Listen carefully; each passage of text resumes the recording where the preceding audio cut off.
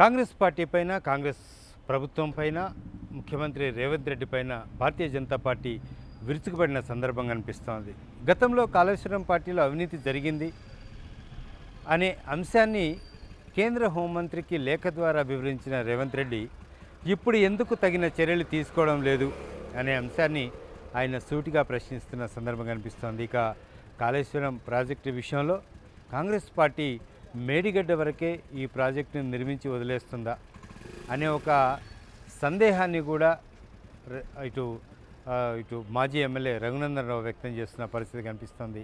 ఈరోజు ఆయన కాంగ్రెస్ పార్టీ పైన తీవ్ర స్థాయిలో విరుచుకుపడిన సందర్భం అయితే స్పష్టంగా కనిపిస్తోంది. కాళేశ్వరం విషయంలో గతంలో కాంగ్రెస్ పార్టీ ఏం చెప్పింది?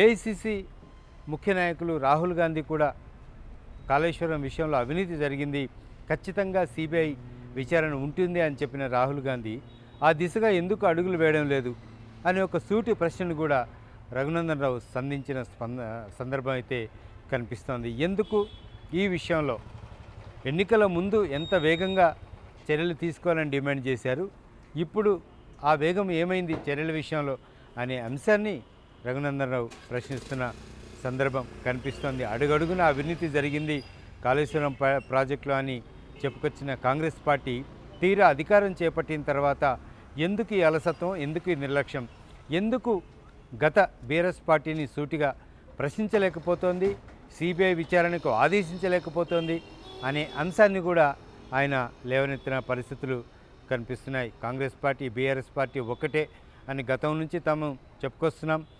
ఆ విధంగా నడుస్తున్నారు కాబట్టి, అవినాభావ సంబంధం ఉంది కాబట్టే బీఆర్ఎస్ పార్టీ మీద, గత ముఖ్యమంత్రి మీద చర్యలు తీసుకోవడానికి కాంగ్రెస్ పార్టీ వెనకడుగు వేస్తోందనే అంశాన్ని కూడా రఘునందన్ రావు చెప్పుకొస్తున్న పరిస్థితి కనిపిస్తుంది. కాంగ్రెస్ పార్టీ ప్రజలకు చెప్పినట్టుగా కాంగ్రెస్ పార్టీ కనుక చిత్తశుద్ధి ఉంటే కాళేశ్వరం ప్రాజెక్టులో జరిగిన అవినీతిని ఎస్టాబ్లిష్ చేయాలి, సిబిఐ విచారణకి ఆదేశించాలి అనే అంశాన్ని కూడా ఆయన ఇటు కాంగ్రెస్ పార్టీ ముందుంచుతున్న పరిస్థితులు కనిపిస్తున్నాయి. ఖచ్చితంగా బీజేపీ అయితే కాళేశ్వరం ప్రాజెక్టులో పెద్ద ఎత్తున అవినీతి జరిగింది అని చెప్పింది మొదటి నుంచి, దానికి కట్టుబడి ఉంది.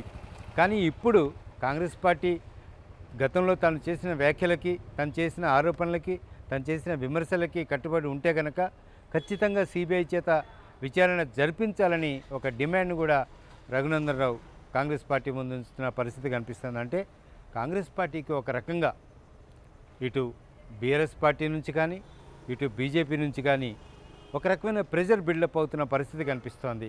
ఇక 9-10 రోజులు, కరెక్ట్గా నెలలు కూడా కాలేదు కాంగ్రెస్ పార్టీ ప్రభుత్వం ఏర్పాటు చేసి, ఇంతలోనే ఇలాంటి ప్రెజర్ని తట్టుకుంటుందా, ఏం చేస్తుంది? గతంలో కాంగ్రెస్ పార్టీ చెప్పిన ఏదైతే ఇలాంటి అవినీతి కార్యక్రమాల మీద విచారణ ఉంటుందని చెప్పినట్టుగా ఆ అడుగులు వేస్తుందా, లేకపోతే ఇంకో రూపంలో విచారణ చేపడుతుందా అనే అంశం పట్ల స్పష్టత రావాల్సి ఉంది. నిన్ననే మనం చూసాం, ఇటు ముఖ్యమంత్రి రేవంత్ రెడ్డి కానీ, నీటిపారుదల శాఖ మంత్రి ఉత్తమ్ కుమార్ రెడ్డి కానీ అనేక నివేదికలు తెప్పించుకున్న పరిస్థితి. మొత్తం టోటల్ ప్రాజెక్ట్ మీద ముఖ్యమంత్రి రేవంత్ రెడ్డి నివేదికలు తెప్పించుకున్నారు. ఇక మేడిగడ్డ మీద ఇటు భారీ నీటిపారుదల శాఖ మంత్రి ఉత్తమ్ కుమార్ రెడ్డి కూడా నివేదికలు తెప్పించుకొని పరిశీలిస్తున్న పరిస్థితులు అయితే కనిపిస్తున్నాయి.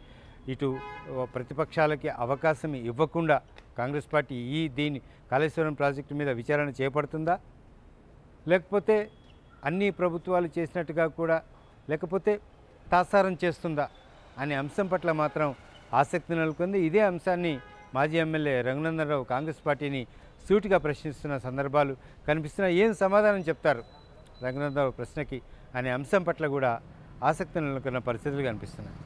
కెమెరా పర్సన్ రాజాతో హరికృష్ణ, 1 ఇండియా తెలుగు, హైదరాబాద్.